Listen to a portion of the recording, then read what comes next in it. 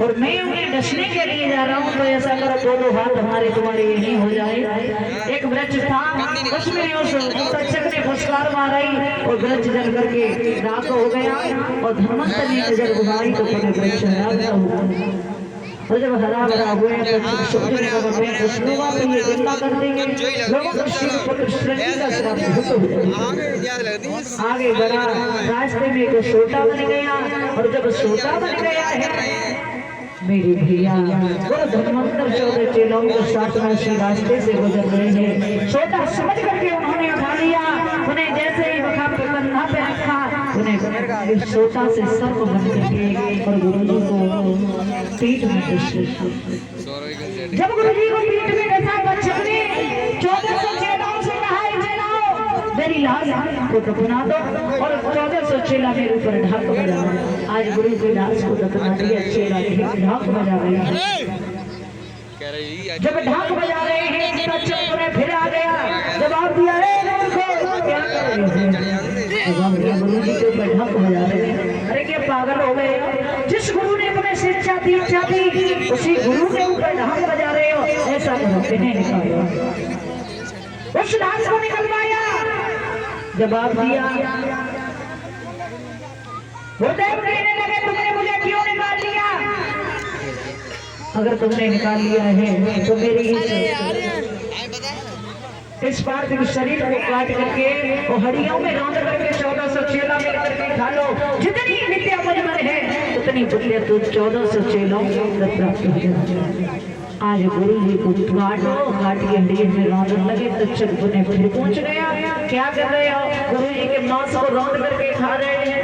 अरे मूर्खो, जिनने तुम्हें ज्ञान दिया उन्हें तुम रौंद के खा रहे हो। सारी हड्डियां लई सो आज सरोवर में बाहर एक बड़ी मात्र एक चेनी चाहताओ हमको सोहलगी पूरी देते जाएंगे। वो बे हड़ियां बहगी बामे से कुछ डूब गई। एक हड़ियां के वजह से रह जो बंगाल में पहुंची, जो गांव एक धोबी की पत्नी नाराज होकर के पति से मरने के लिए आई थी, और जब मरने के लिए आई तो वो हड़ियां उससे मिल गई। और उसने जब वो श्वास को खाया तो सारी विद्या आज बंगाल में पहुंच गई है। थोड़ा उसने खाया, आज जितने भी बंगाल के लोग थे उन्हें सबको थोड़ा थोड़ा हमारे यहाँ की विद्या सारी बंगाल में पहुंच गई है। इधर कुल्ला करने के लिए परीक्षित जी चले हैं तो तक्षक एक सुंदर सा फूल बन करके बैठा। इस तक्षक के डर से महाराज परीक्षित ने जल में